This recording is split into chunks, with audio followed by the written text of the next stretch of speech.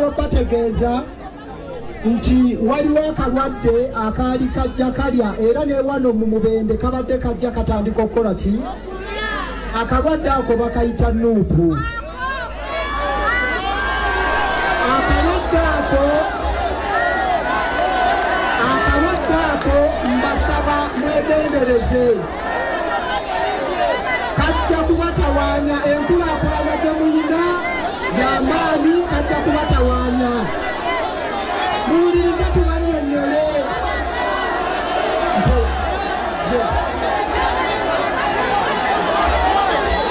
Bale abakulu muwulirize. Bale mukakane. Dr. Twaha Kagabo yakigoddeko olunaku olwajjo bwe yavuddeyo n'alumbagana ekibiina kya NUP n'omukulembeze Robert Kyagulanyi Ssentamu ekyaddiridde be bantu okwekyanga ne bamugoba era banne baalabiddwako nga beegayirira. Naye omuntu yenna alya ssente za NRM ng'agamba nti ye agenda kulwanyisa NUP asaana kukwata Mwami Museveni, kisaana n'omukwata n'omukuba emiggo n'omugalira emyaka nga 7 kuba we kabeera kawuka ka NUP kalya bannayuganda ne kabasensera mitima. Kakati abaagala okugirwana mulina okwegendereza. Waliwo omubaka omu Barnabas Tinka Simira endowooza bwe mbaseerabidde yayimirira ku kwekerezi emu n'agamba nti Bobi Wine ali ebisiyaga, tewabeera kubeerawo basirikale baali bamusse. Anyway, etugenda kubeera nga tuvaayo. Alien Skin bwe yabadde mu bitundu by'ejjinja yayimbye endongoye daba omuzimu ogumukwata najja n'alumba Bobi Wine, emmotoka zonna baazoonoonye. Anyway, tugenda beera nga tutuukayo.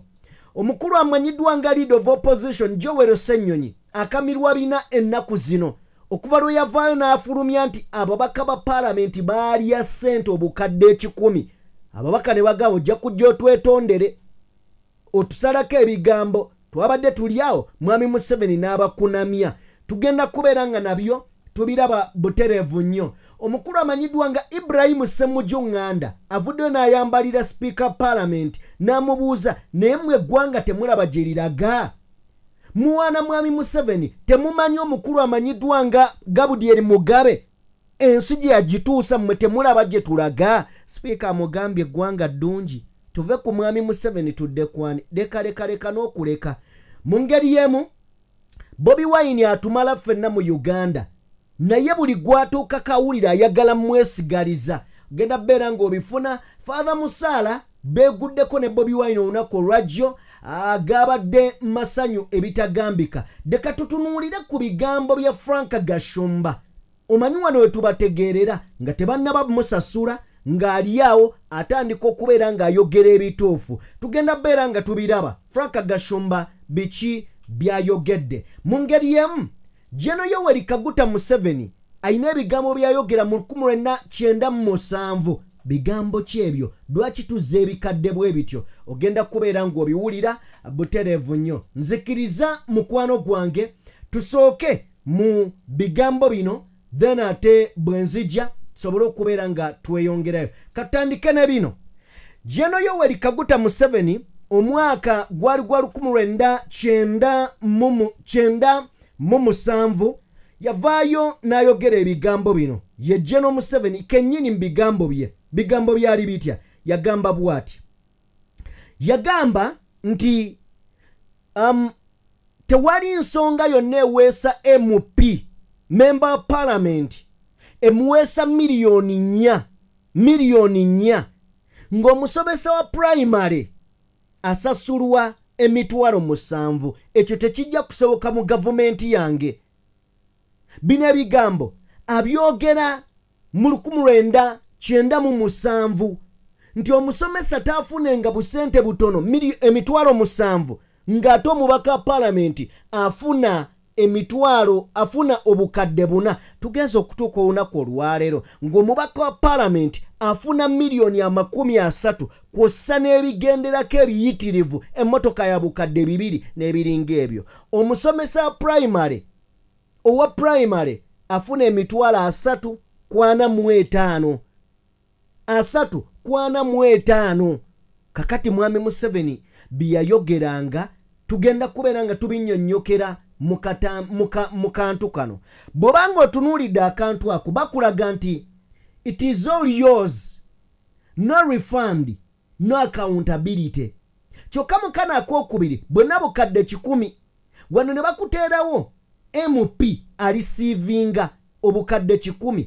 Mwami Museveni amugamba zonna zizo tewali kuzza era tewali accountability. Mu kana ak'okubiri ne bakulaga nga bakugamba this is for you all to borrow. Zino zonna zammwe okwewola. It is not free. Siza bwerere. You must refund it all. Okay? Muteekeddwa okuzizza. Ne wansi ne bakuteerawo Parish Development Model PDM. Kitegeeza ba MP buli omu bamuwa 10 siza kuzza tekuli accountability. Kyokka mmwe bannansi bw'ajja okuba abagamba mukole sako sake munagiteekamu obukadde 10 obukadde 10 n'agamba mwewole ate mujja kuddizaamu amagoba okategedde. Kyokka y'omwe yatugamba mu Juni eyatugamba mu Juni wa 1997 nti omusomesa tafunenga mitwalo 7 nga MP afuna obukadde 4 tekirisoboka. Bigambo bya mwami Museveni. Njagadde tutandike n'ebyo wabula nga tugenda kubeera nga tugaziira ddala emboozi nnene ekiri mu ggwanga erya Congo abantu 30 baafudde.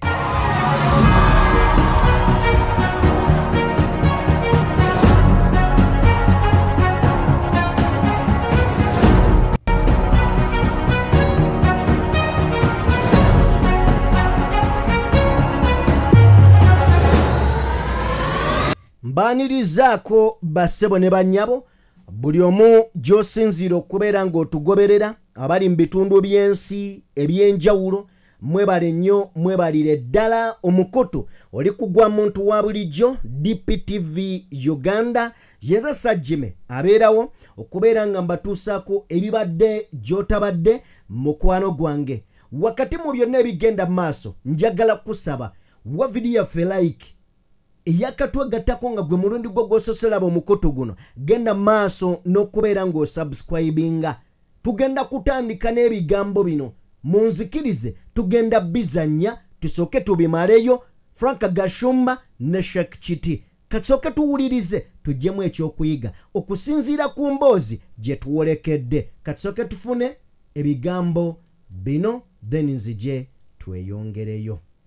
Gaddafi lwe yafa enjuba yavaayo. Enjuba yavaayo. Gaddafi lwe yafa. Gaddafi tewali amanyi ntaana ye. Entaana ya Mandela tumanyi weeri. Eya Nyerere tumanyi weeri. Eya Kwame Nkrumah tumanyi weziri. Akitegedde kubira Mukama engalo ez'amaanyi. Namtulye? Akitegedde kubira Mukama engalo ez'amaanyi. Temuli banene omunene ku nsi kumwali ogu oyajjayo enjuba. Teri mulala. Namwe abeepanka kati n'obuzinga ne bujipu bwonna olunaku lujja kukya. Abasajja baakola entaana ya taata wange. Entaana ya taata ffe yakolebwa kampani 3. Abamu ku baagikola be baakola entaana ya General Londa Nyakayirima. Musajja yangamba muve Katonda titwali ku ntaana ya Londa Nyakayirima nga kwe tutudde tutaddeko ne ka leediyo. Alonda yatambulanga n'emizinga. Alonda CDF? Yes. Abaana bangamba ng'olumu bwe tugenda okunywa kaakya tukoma obunyonyi buli oku. Kwi. Nga waliwo akanyonyi akayinza okusembera Alonda. Twali tulabye abanene. Temwefuula banene. Eno ensi ejja bakkakkanya. Ate eno ensi wande ejja baleetera amawulire ge mutasuubira. Kino kankibagambe. Eno ensi si yammwe. Eno ensi si yammwe. Ensi y'Abannayuganda. Nomulowooza nsi yammwe. Eno ensi si yammwe. Twali tulabye abanene. Kungu. Mukampala omaze mu bbanga ki? Myaka 2. Walabako tiyenfuza? Gino David Sechi. Wali olaba convoyize? Omuwulira wa? Talina gyali. Kale Kayihura. Muganda wange General Kale Kayihura. Nobody served his master with total loyalty like General Kale Kayihura.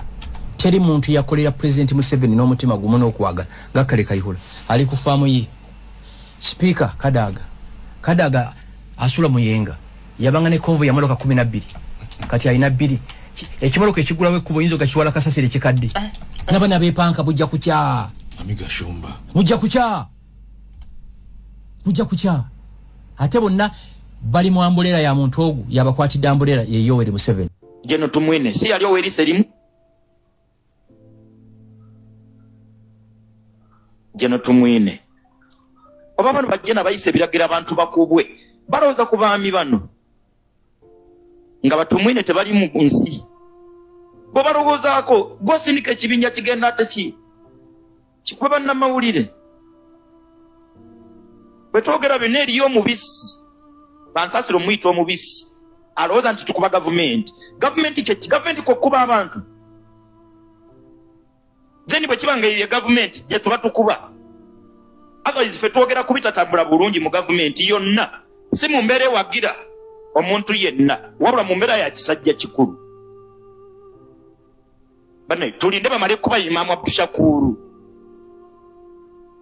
nedda bino bina kwogerwa akaani tuli mu ggwanga ng'abalina okwogera batya okwogera tuli mu ggwanga ng'abantu abandi badde boogera ku bintu ebiruma ensi eno baasirisibwa emimwa abalala ng'omwoyo gw'okulya gwabawamba tewakyali kye basobola kwogera. Munnayuganda njagala kusooka kwetoolooza obwo bubaka obuwulidde ne waliwo obwakabaka bwa Buganda obukola Uganda kubanga bwe bwasookawo ne Buganda ne Uganda n'eryokejja waliwo abayimirira nga buli lukya olw'amaanyi ge balina olw'obuyinza bwe balina n'okwewulira nti baludde mu buyinza beetooloddwa emmundu beetooloddwa buli kintu kyonna. Leero Buganda mama wa Uganda abatwala Buganda bagala basaanyaawo busaanya. Njagala tuwulire ebimu ku bigambo ebyayogeddwa Ssaabasumba olunaku olwajjo bwe yabadde mu Ekereziya wakati mu kusabira Ssaabasajja Kabaka. Njagala mubiwulirize ebigambo bino.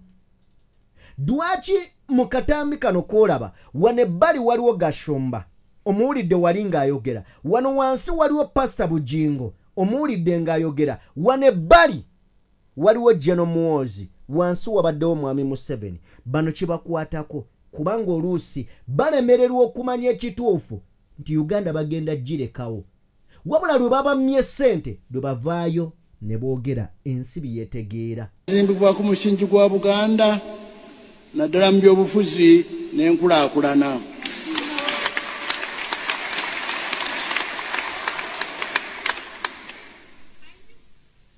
Obwakabaka Abaganda bubali mu musaayi.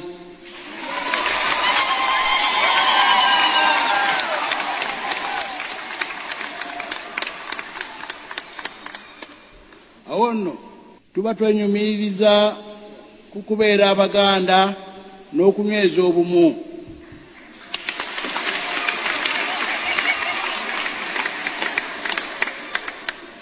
Ate era ekirungi ne bannaffe abalala baganyulwa.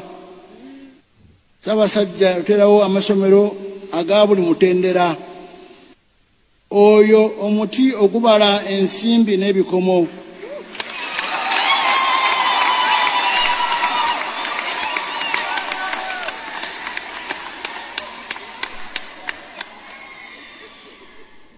Omuganda akkiriza nti Kabaka kikisiikirize kya Katonda ku nsi.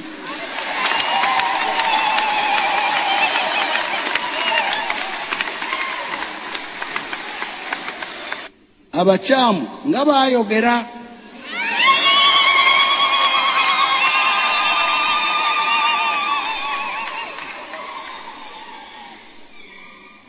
Katonda tumwebaza okubasirisa. Twongere okuwonga n'okujaganya. Katonda awangaze Ssaabasajja.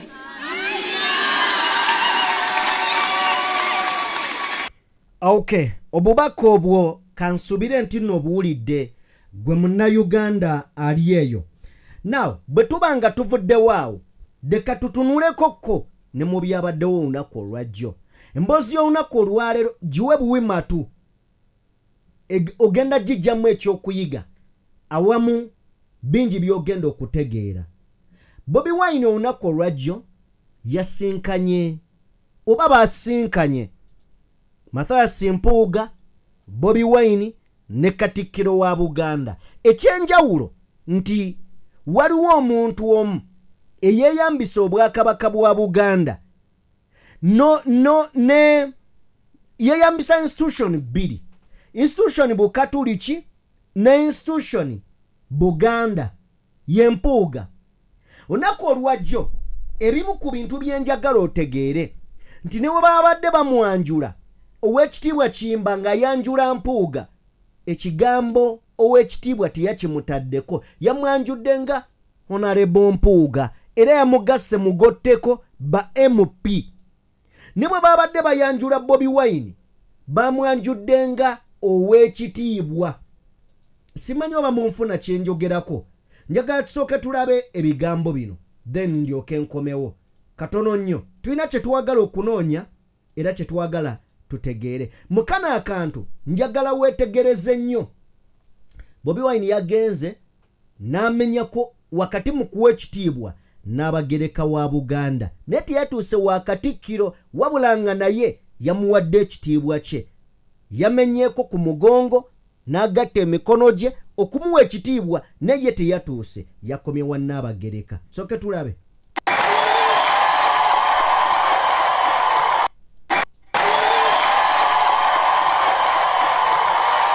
In fact ndowooza tuviire ddala kana essaawa ey'okwanjula abagenyi ba Kabaka bw'etuuse Lutikko essaawa ey'okwanjula abagenyi ba Kabaka bw'etuuse Lutikko esaanikiddwa enduulu ey'olulekereke. Monsignor Dr. Lawrence Semusu bw'akonye ku linnya lya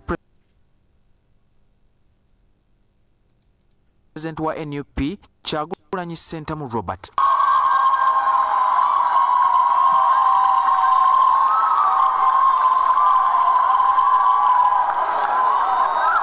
Kakati njagala olabe ne kano. Okay?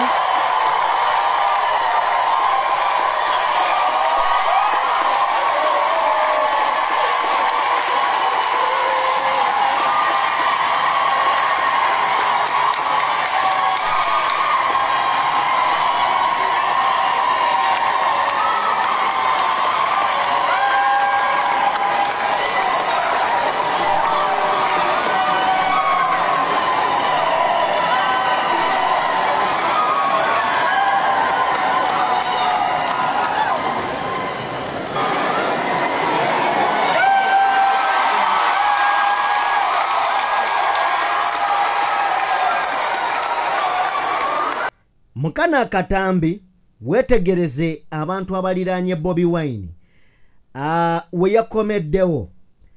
Endulu yavuze emirundi kumpi ebiri mirambirira. Kati tunuulira Elias Lukwago, otunuulire ababaka ba NUP abali emabegaawo, then ojjo tunuulire n'Empuuga. Mpuuga yabadde mu kuswala okutagambika. Kwegamba waliwo kye bagamba nti oyinza okukola ekintu olumya omuntu ne n'owunzika ng'oyambye muyambe. Eyatuuzizza Bobi Wine n'Empuuga ateekeddwa okuba nga yabadde alina kyabala. Ekisooka, Mpuuga abadde yeetaaga ekifaananyi kya Bobi Wine ebbanga lyonna.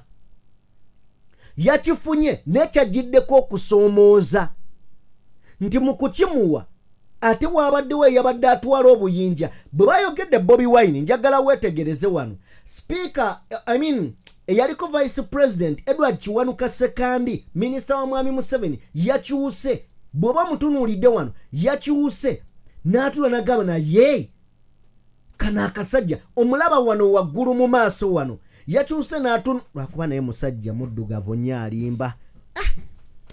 Musajja kasente tukafuna kulabika bulungi nego akafuna kulabika bubi okikola otya tangala mukoto kulabe ala violence ajja kunkubya empi anyway kale tudde ku mulamwa naye nga sijja kyerabira mazima kyosaamu olimba anyway kale yakyuse ngalaba kisusse kwegamba kino kyabadde kisusse n'akyuka era president bwe yayimusa omulundi ogwokubiri yazze n'amubuuzako nago sijja kuyitako wadde oli muddugavu ng'enzikiza ne sijja kankubuuzeeko mukulu oli otyo mpulira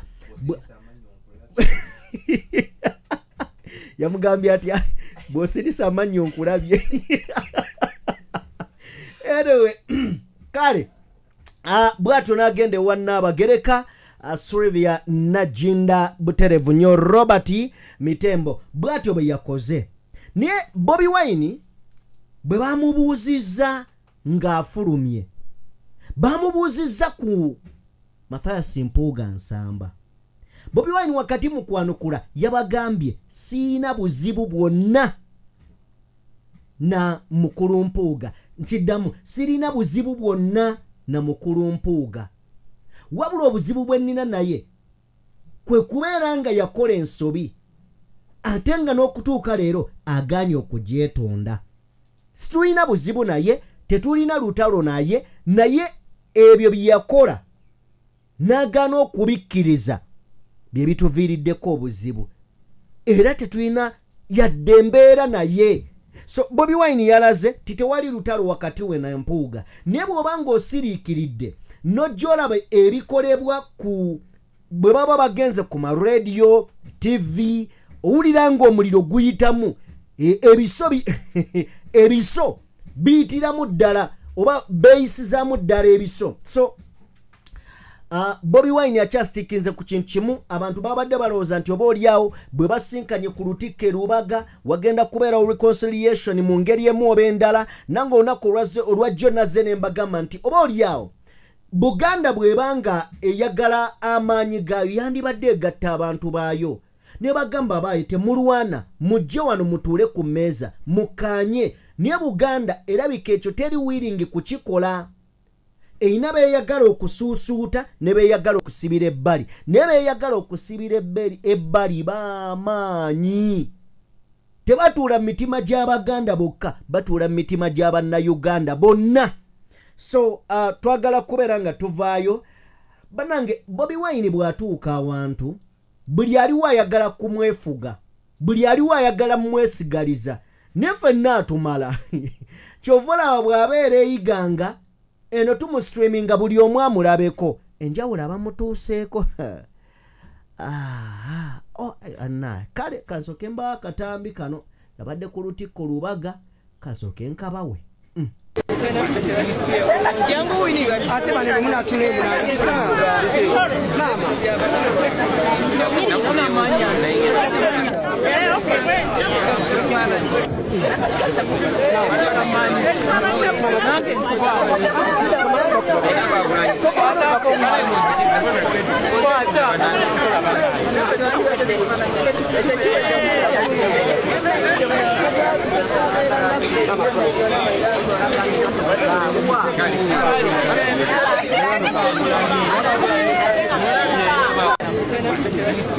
nene tukeera ku makya ne tugamba buli alina ekifaananyi kya Bobi Wine akiposting ng'ali mu kifaananyi naye of course waliwo bakipingamizi ne n'abo abatamwagala baba baagala okupostinga n'ogamba yii kale katugende wano nakano nako tukajja olumu tukalabe kubanga ate kakulu kakulu nnyo bwe sikazanya mba mulyaz'amaanyi bano Katonda yabalekera okwagala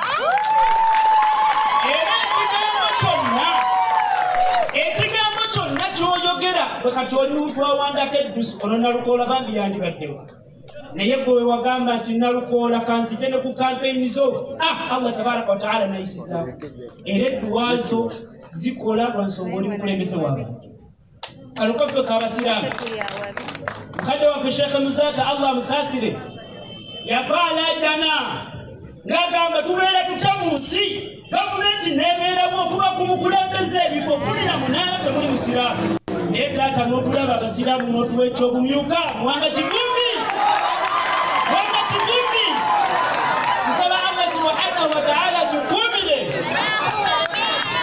tweyanziza tweyanze okubeera nti walabye n'olabira ddala abasiraamu n'otuwa ekigambo kama wange ekkiriza.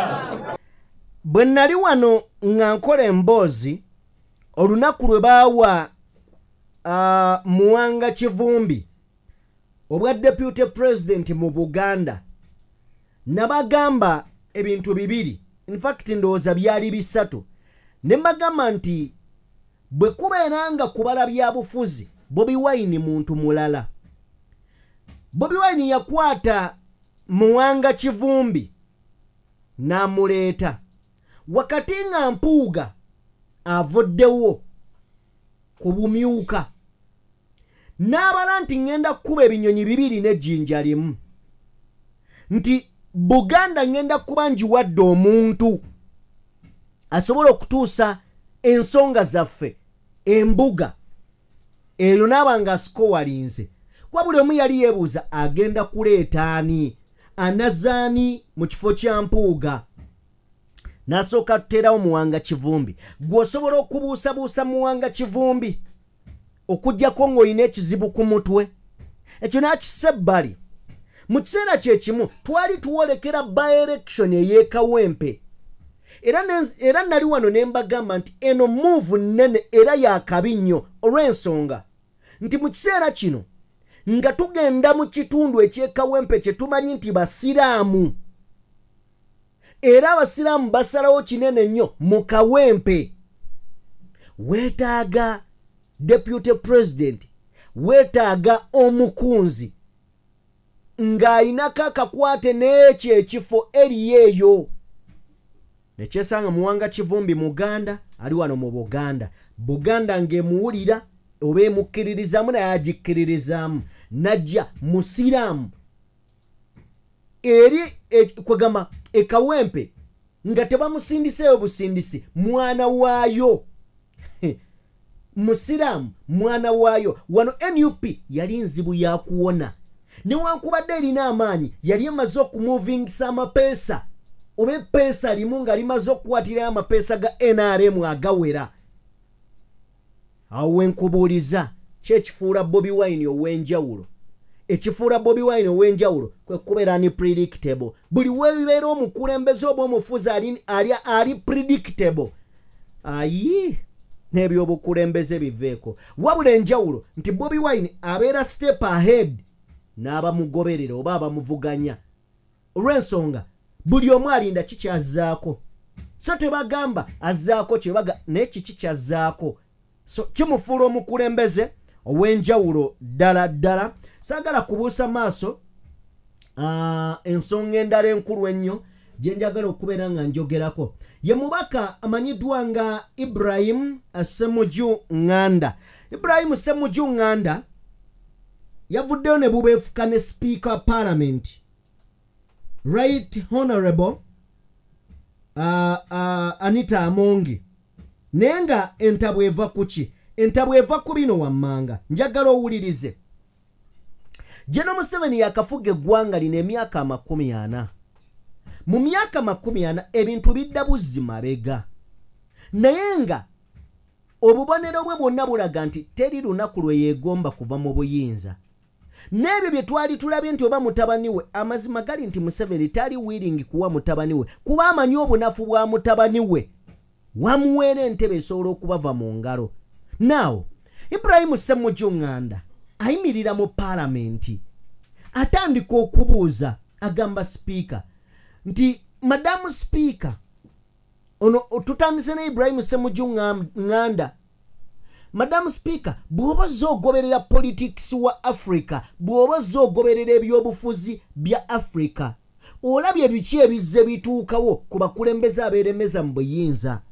Era n'agenda mu maaso n'okubeera nga muwe ekyokulabirako, n'agamba Zimbabwe namukadde w'emyaka 9 Mugabe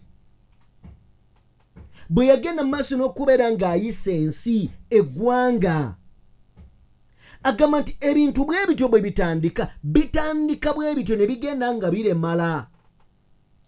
N'agamba nti chief executive bw'abanga eggwanga lyo runninga bw'atyo mwe temulaba nti n'ebintu bigenda bubi. N'ayongerayo n'agamba nti mwami Museveni mutunuulire akaddiye ebyaddala tukkirize Museveni akaddiye. Ayongerako agamba speaker, you will definitely have those shots of problem. Mugenda kutandika okubeera nga mufuna obuzibuzibu obwo bwe mulabanga obutonotono. Speaker n'amwanukula. Speaker Anita Among agamba Honorable Ssemujju, I don't know whether talking about President Museveni left right center is what gives you votes. Agamba nti simanyi oba okwogera ku mwami Museveni. Speaker agamba Ssemujju ng'ano simanyi oba okwogera ku mwami Museveni kye kikuwa obululu ng'olina kumwogerako wano ne wano ne wano ne wali. Agamba bwe kibanga kye kikuwa obululu then there is agamba nti kati awaliwo obuzibu, there is a problem mu ggwanga lino. Era ayongerako n'agamba nti mwami Museveni according ku speaker, okusinziira ku speaker agamba our president is leading us very very well and he is not old era si mukadde. What has President Kaguta Museveni failed to do? Kiki ekimulemye okukola? Mumugamba nti mukadde, kiki ekimulemye okukola? Ye Speaker Anita Among. Ssemujju ng'anda mugamba munnange ebintu bino bigenda bigootana, bitandika okugootana nga mulaba omuntu buli waakulaba ebikyuka. Speaker agamba ono mwana muto baby General Museveni, ono baby temusaana na kumwogerako, mumwogerako mutya, muyinza mutya. Awo wetuli. Now tuveeyo eyo tusobole okubeera nga tweyongerayo. Bino byonna ye Speaker tabiraba. Neka tugende Joel Ssenyonyi Bisekezi. Ndowooza nsooke nzije emboozi ya Congo then tulyoke tujja ate tweyongereyo. Now katujje wano eyo ye Congo. Amataba bwe gavudde wano gagenze Congo. Congo eyo gy'olengera abantu abawerera ddala 30 bakakasiddwa nti bafiiriddewo. Abantu 30. Kino nga kyavudde ku nnamutikwa w'enkuba eyafudde embye eyatonnye obutasalako. Era abantu bangi bakoseddwa, bangi balumiziddwa mu mbeera efaananako bwetyo. Biri mu ggwanga lya Congo abantu 30 bafu we twogerera bino. Dwansonga mataba. So tusaasira baganda baffe mwenna abawangalya munda mu ggwanga erya Congo.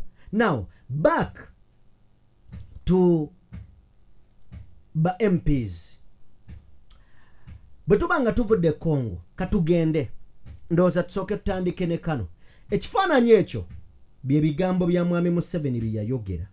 Yabyogera ddi? Wenjagala owulirize era otegeere.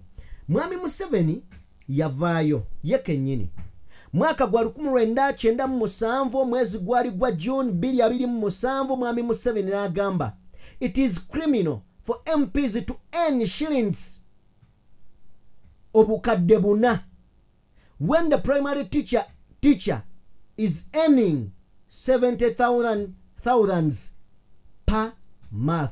Mwami Museveni agamba nti tekisoboka era tekijja kusoboka. Kino kibi nnyo omubaka wa parliament okubanga afuna miliyoni 4 nga omusomesa wa primary afuna emitwalo 7. Kisoboka kitya? Era tekijja kusoboka mu gavumenti yaffe. Naye kino kikuleeta kantu kano. Nkaddamu omulundi omulala olw'ensonga tutuuse wa Joel Ssenyonyi. Wano awaba MP obukadde 10 ne bw'aba awaba MP abagamba it's all yours, it is all yours, no refund, no accountability. Wanawaba MP kwabagambira zonna zammwe, tewali kuzza ate tewali accountability. Then n'alyoka ajja mu bantu eno gyagamba mwagala nnyo mu byalo eyo gye badongowaliza bakadde baffe n'abaga this is for you all to borrow from. It is not free. You must refund it all. Okay? Kakati bino njagala okitegeere bulungi. Wano ba MP bw'aba ba member ba parliament abawanga tebalinaako kugamba sizakuzza nkiddamu. Bw'aba ababaka ba parliament abawanga sizakuzza. Era ne tukkiriza nti azaabawa 2.5 milioni 5, 2.11 milioni 20, 2.17 milioni 29, 2.22 milioni 4, 2.23 milioni 10, 2.25 milioni 10. Zino tebazaayo, tekuli accountability aziwababaka ba parliament abafuna omusaala gwa milioni 3 n'ebintu eby'obuweerere. Najja ku bantu n'abawa milioni 10 ku parish development model, naye ng'abagamba muyina kubeera mu kibinja, mukole ekibiina mbateekemu obukadde 10, naye ezo mujja kuzeewola nga bwe muzaayo, bwe mwewola, bwe mukola ki. Ababaka tabawola, tekuba accountability. Nezaawa abantu n'osanga nga bakoze kasako k'abantu 200 bataddemu milioni 10. Ogendo zigattagatanga buli omu talina kyafuna. Okwanguyiza kyenjogerako jangu abadde atambula mu bitundu by'eggwanga eby'enjawulo nga sinkana bannamawulire nga bagamba nti mukolera bu radio ne TV ennaku ez'abaavu, kyokka nammwe muli baavu, muli banaku. Ekitegeeza nti bwe mbawa obukadde buno 10 mujja kubaako kye mwetuusaako. N'abaga ng'akwata milioni 10 bweziti n'aziwa bannamawulire mu region Busoga sub-region. Ddala Busoga yonna erina bannamawulire bameka? Obawa obukadde 10 era buli omu afuneko mmeka? So ye mwami Museveni bw'atyo n'ensi bw'agimanyiira, naye atamanyi ajja n'alyoka agamba omusajja yawadde ne bannamawulire obukadde 10, tobuuzizza bali bameka? Okitegedde? So bino byonna ne bijja babaka ba parliament era ye yabitugamba, ne tulyoka tutuuka ewa Joel Ssenyonyi. Bulungi nnyo olunaku lwabadde lwaggulu ndowooza nakoledde emboozi eno ng'erimu omusajja oyo ku screen ng'agamba tannalaba ku ssente. Era mujjukira Joel Ssenyonyi bwe yali Bungereza ne president n'afulumya list ey'ababaka n'atuga nti ababaka balidde ssente. Mwami Museveni abawadde ebisawo, buli omu amuwadde milioni 10. Ababaka ba NRM ne bavaayo ne bagamba nti Rope Joel Ssenyonyi bw'akomawo bw'ati agenda kutwetondera, atwetondera otuwaayiriza nti twalidde ssente ze tutannaba na kulabako. Ne tugaaka tulinde Rope akomewo. Bw'abadde tebuli butyo twagenza okulaba nga mwami Museveni afulumya ekiwandiiko ng'agamba kituufu ensimbi nazibawadde ne tezabadde za palamenti, zabadde ssente za yagambe zabadde zaki zabadde zaki nerabidde ensimbi yabawadde zabadde zaki kankyekingeko ko wano baziyita batya ezo ensimbi ezitaliiko mbalirira eziweebwa State House oba ebitongole ebyokwerinda. Njagala kubeera nga nzifuna wano. Bwe nazifuna nja kubeera nga nzibateerayo. Kakati omwami oyo gwolaba ku screen y'omu ku baavuddeyo naga ye tannalaba ku ssente. Ne Deputy Speaker Thomas Tayebwa naye n'avaayo n'agamba bawaayira ye ssente tannaba kubeera nga azirabako.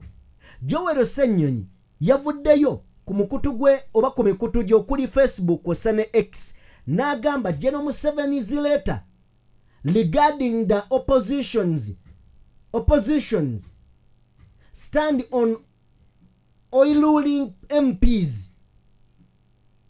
Agamba Mwami Museveni teyakuteyadde ku critical issues ne issue eya milioni 10 ziyaguliridde ababaka tiyazogeddeko mu bbaluwa ye tiyasobodde kubeera nga azoogerako.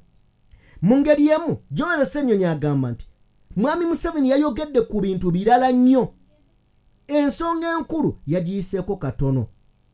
Agamba nti critical issues is the 100 million given to MPs to thank them for passing the coffee bill and amendment of the UPDF Act. That's what he should respond to. Joel Ssenyonyi. Now, njagala tulabe ebirala. Omwami oyo ku screen muleseeko lwa nsonga. Obubaka bwa Mwami Museveni bwatambula bwe buti katono nnyo. Agamba dear Ugandans, especially the bazzukulu, nenze siri muzzukulu ekyo nkiddamu. Last night on UBC I saw a cult of opposition MPs led by Ewan Kivumbi expanding a lot of energy on the supposed 100 million per person given to MPs through classified fund. Ziri sene zembade kugaba bazita classified money. So eno ye yagifudde classified fund n'ebirala. Era Mwami Museveni yabadde anenya agambye nti ekiro ekiyise nalabye ku mukutu gwa UBC akabondo k'ababaka nga bakuliddwa omu Kivumbi nga bagenda maaso n'okumala obudde n'amaanyi okwogera ku bukadde 10 obwaweereddwa buli mubaka wa parliament okuyita mu classified funds. Bigambo bya Mwami Museveni. I have one question. Dear sirs and madams, have you ever heard of foreign funds being sent into Uganda to influence our politics in favor of the foreigners? Agamba nti njagala kubabuza ekibuuzo kimu bwe kiti. Basebo ne bannyabo, mwali muwuliddeko ku buyambi bwonna obuva ebweru w'eggwanga nga bujja mu Uganda okwenfluencing ebyobufuzi byaffe nga ziva mu bagwira? Secondly, n'agamba ekirala. The next question is, if you the anti-corruption warriors you claim to be, why have you never talked about those foreign funds? Agamba ekibuuzo ekirala ekyokubiri. Agamba nti bwe mubanga mulwanyisa nguzi nga bwe mweyita, muli bawolya bakulwanyisa nguzi nga bwe mweyita, nga temwogerangako ku funds ziva bweru wa ggwanga ezijja wano mu Uganda. N'agamba read the full text of my message below. N'alyoka atuyiira olweje, n'alyoka akulubuuta olwatandika Ugandans especially the bazzukulu. Greetings Kopango, Yoga, Muliyo, Mutya, Mulayidye. Bye biki byenjogedde byebyo. Mulayidye, Muliyo, Kurungi, Ingoniyo, Ebinyere. Gwe kati luno lulimi ki? Ebinyere, Mata, Kodeyo, Murembe. N'atubuuza, yatubuuzizza nnyo. Jjajja yatubuuzizza nnyo. Kakati bino byonna jjajja yabadde agatta sente anti ababaka bagudde mu kintu kye. Tetujja kugisoma gimalayo newankubadde si mpanvu nnyo, erinako a paragraph emu 2 3 4 erinako 4, si mpanvu ne tetugenda gisoma yonna. Kakati oluvannyuma lwa Mwami Museveni okuvaayo wana clarifying nti yabawadde neti yabawadde kuza parliament yabawadde kuze bayita classified money nazifuula fund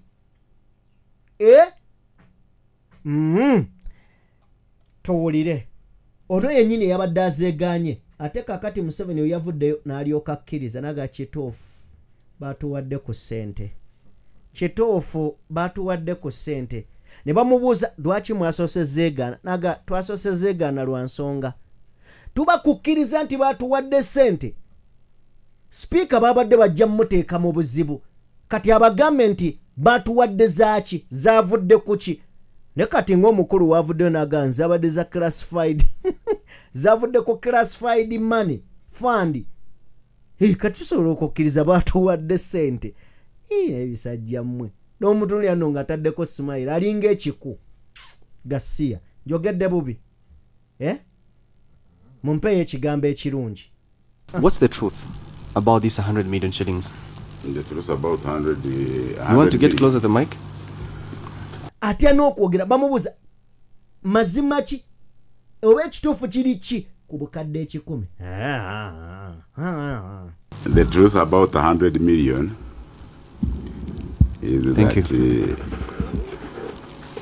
when the speaker said he does not know the 100 million, of course Parliament has its own budget and there was no provision in the parliamentary budget that there was 100 million. So the speaker was right to say that he did not know, because they would say under which vote or under which budget item. Omukulu agamba nti kyabadde kituufu nnyo akasente okubeera nga tetukakkiriza kubanga sipiika we yavudde naga tetukamanyi. Kakati abeera agamba ntukamanyi yandigambye kavuddewa budget ki kakati yabadde mutuufu ogamba nti akasente tekannalabikako. But later on it came public information that is the true people are given, some people are given money 100 million. Oluvannyuma byavuddeyo ne kitegeerekeka byavuddeyo mu public ne kitegeerekeka nti kituufu abantu abamu baweereddwa ssente ulira. And from where? From the classified according to what the president has written. Kitegeeza Mwami Museveni taba kuvaayo bano babadde tebajja kukkiriza nti baalidde wadde bazifunye. Kyovola nagambye nga ntandika nti Mwami Museveni alinga mukazi mukadde. Bwe mubeerako ku kyalo Kabaga endongo ekwajja n'ofunayo kinnamukadde oyagala ekikubeesebeesaawo kinnamukadde kyo kigamba tozinira mu mataala oba kirina amalibu kigamba nyagala mu mataala. Omugambo waayi mukadde tudde ebbali njagala mu mataala. Kati Mwami Museveni once kakuwa ssente ye manya olina okulabisibwa oba oyagala oba toyagala. And classified is not an illegal provision because it is under Public Finance and Management Act. Actually, that should be Section 24, which provides that they will be classified expenditure. So as to how and when it will be used, it remains to the person who uses the classified expenditure. So, but I also tell people that agamba sente ziri classified sente ezo zo ziri mateeka era zinaakozesebwa zitya zinaabeera zitya ekyo kiri eri oyo azivunaanyizibwako ye Mwami Museveni. Wali weebuuzizzaako olunaku olwajjo nakoledde mboozi nekugamba nti buli mwaka nga tugenda mu kalulu oba nga tusemberera ba MP bano bafuna sente zino naye Mwami Museveni waliwo watuuka mu makkati awo ne bayisa sente nga nnyingi ekitegeeza nti aba abalirako ne zaanaawa ababaka mu maaso eno. Katweyongereyo. Not all members of parliament, although all members of parliament are entitled to get the money, but not all of them have got the money. Omukulu agamba nti ababaka ba parliament bonna bali entitled okufuna sente naye bonna tebaafunye bawaddeko bamu sabule gaali. And also me, I'm waiting for the money. And I will be advised what to use for money for. You're waiting for the money? Yes, I am. But who filtered who gets the money and who doesn't? I think what is there is that all members of parliament, according to information I have, is that they are supposed to get 100 million. Following the president's move countrywide, he realized that he was maybe a loner in the mobilization for PDM, and he was not with other people. And there was a need for another level of mobilization by members of parliament. What's the truth? Kati ono musajja asaana okukuba emiggo kubanga agamba nti zino sente zaweereddwa ababaka ba parliament zirina okuweebwa ababaka ba parliament bonna olw'ensonga nti mwami Museveni bw'aba atambula eyo okwetooloola eggwanga ku nsonga za PDM Paris Development Model mbu alaba atambula yekka amenyeka, so alaba ng'ekirungi okubeera nga ababaka ba parliament abalala nabo bafuna sente zino bamukwasizeeko somehow somewhere aleme kubeera nga amenyeka. Kati nga lwaki tokuboya emiggo? Lwaki oba tokuboya emiggo? Omuleka mu kkubiro. Kale njagala tuveeyo then tweyongereyoko wano katono nnyo. Waliwo era obubaka obukulu ddala nnyo bwe njagala tusooke tufune. Now kakati wano tuyinawo omukulu gwe bayita Twaha Kagabo. Samubawadde mumalayo, njagala tumumaleyo. Twaha Kagabo yasinzidde gye yabadde n'alumba Bobi Wine. Omusajja takuliiko, ali mu ekereziya, oli mu kusesema, omukomberako bijigo, oli eyo muwunyirako kamwa. Anaye tulabye n'ebisajja. Kano koolaba Katwaha Kagabo ka Dr. Mbu kaali ka NUP ne kasala ne kagenda mu PLU Piraawo gye baliira omuceere. Bwe yatuuka mu Piraawo ndowooza assignment bamuwa yakulwana na NUP. Bwe katuuse ekiboga ne kalyoka katandika okwebajjagala empiiyi. Naye abaana bakagambye totuwunyiriza kamwano, genda. Njagala tuwulirize ebigambo bya Twaha Kagabo, then gye tugenda okuva tuwolekera ate omuvubuka yakubiddwa amasasi. Yakubiddwa amasasi mu kabina. Mu kabina katuveeyo then nzije tweyongereyo. Okay, ono Twaha Kagabo. Omubaka wa Bukoto South. Abantu b'Emubende muyina omukisa. Ze bwe ntuuse eno ntunuulidde ekibuga kye muyina ne ngamba bannange muyina omukisa ng'omutende ogubeera mu musenyu. N'olwekyo njagala obbategeeza nti waliwo akalwadde akaali kajja kalya era ne wano mu Mubende kabadde kajja katandika okukola ki? Akalwadde ako bakayita nuupu. Akalwadde ako mbasaba mwegendereze. Kajja kubatawaanya enkulaakulana gye muyina y'amaanyi, kajja kubatawaanya. Muwulirize tubannyonnyole.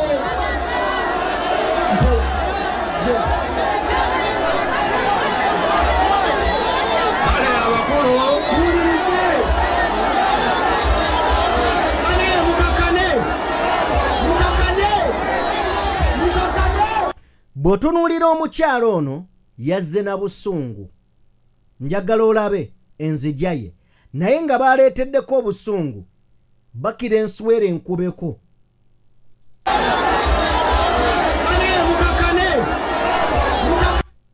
Njagala omutunuulire. Omulaba yazze na busungu naye nga abantu tebaagala mmanya. Oyo Kagabo kyakola kye bayita okuseka amagye mu lukufu. Okuseka binsobedde.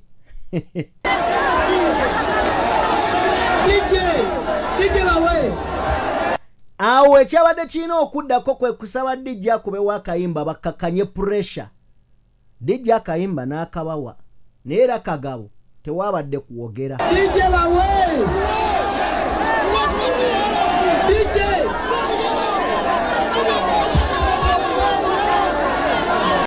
Bannange temutuswaza mukakane. Bane mutu.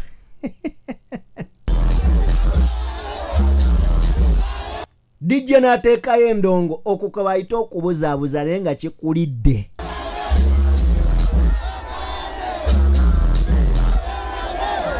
Banaye tukomewo.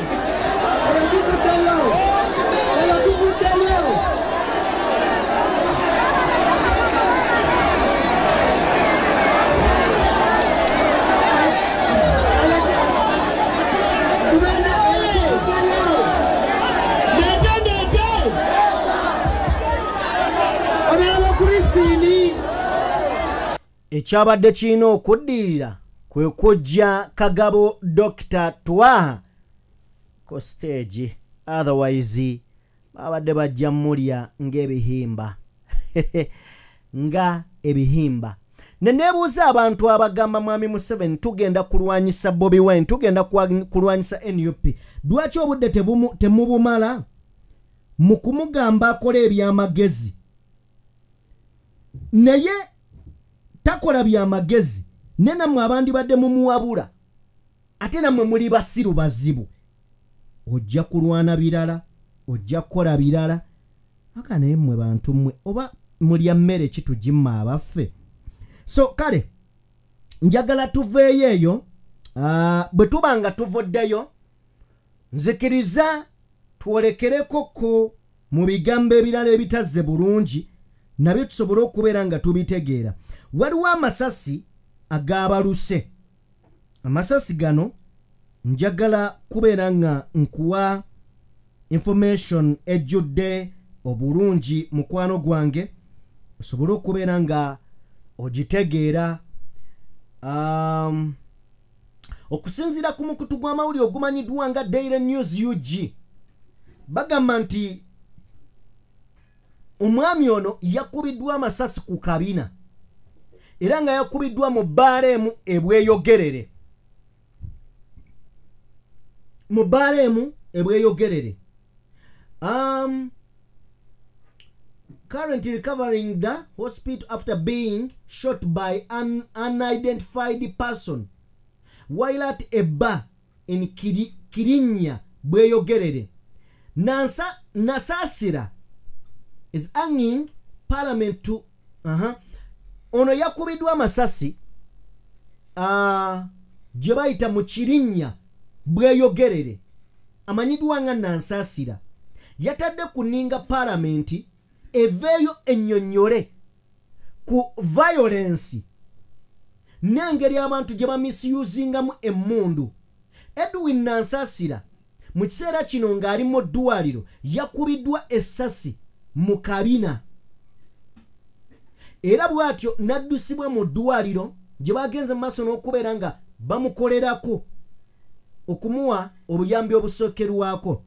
Agamba nti nno ayita parliament eyingire mu kintu kino ekyokukozesa obubi ebyokulwanyisa mu ggwanga era mu kiseera kino ng'agenda mu maaso n'okubeera nga ajjanjabwe mu ddwaliro. Agamba abantu abatannaba kubeera nga bategeerekeka balumbye ebbaala ne bamansa amasasi ne ganyooka ne gatokota ebweyogerere Kirinya. Nasasira agamba nti parliament yandibadde evaayo era agambe I'm reaching out to you as my representative in parliament to hang you to table a discussion on the growing misuse of guns in our country. Bw'atyo bwe yawandiise ku mukutu gwe ogwa X formerly Twitter.